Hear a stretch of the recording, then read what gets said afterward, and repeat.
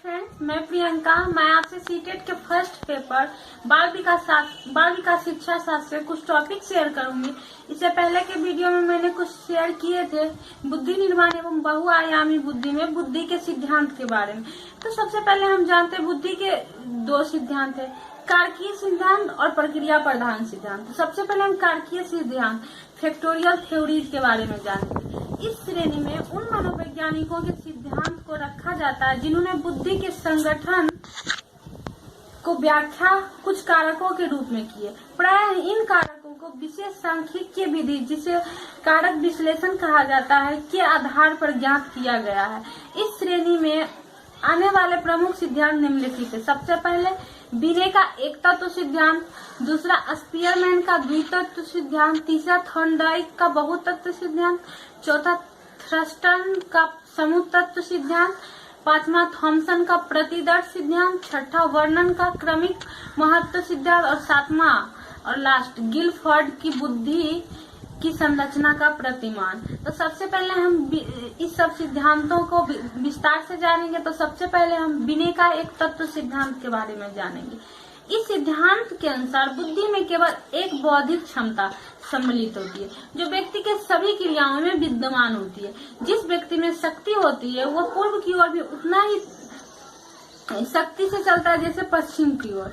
इसी प्रकार यदि व्यक्ति में बुद्धि का भंडार है तो वह उसे जीवन के किसी भी क्षेत्र में प्रयुक्त कर सकता है और सभी क्षेत्रों में एक जैसी सफलता प्राप्त कर सकता है। परंतु जीवन की वास्तविक स्थितियों में इस सिद्धांत द्वारा प्रस्तुत धारणा ठीक नहीं बैठती।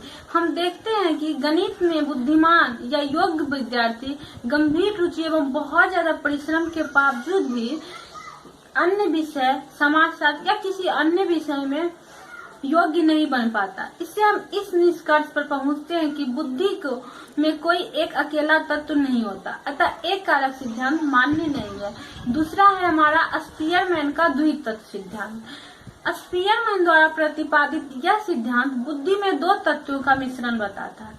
इस सिद्धांत के अनुसार बुद्धि में सामान्य तत्व general factor of ji factor तथा विशिष्ट तत्व स्पेसिफिक फैक्टर और एस फैक्टर होते हैं।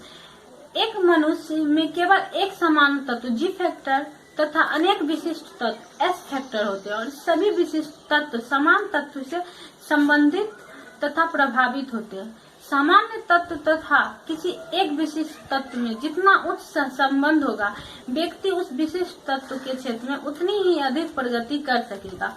लेकिन 1911 में अपने उक्त सिद्धांतों को सुधारते हुए यह स्वीकार किया कि बुद्धि में दो तत्व के स्थान पर तीन तत्व होते हैं। यह स्पीयरमैन का त्रितत्व सिद्धांत, थ्री फैक्टर थ्योरी कहलाता है।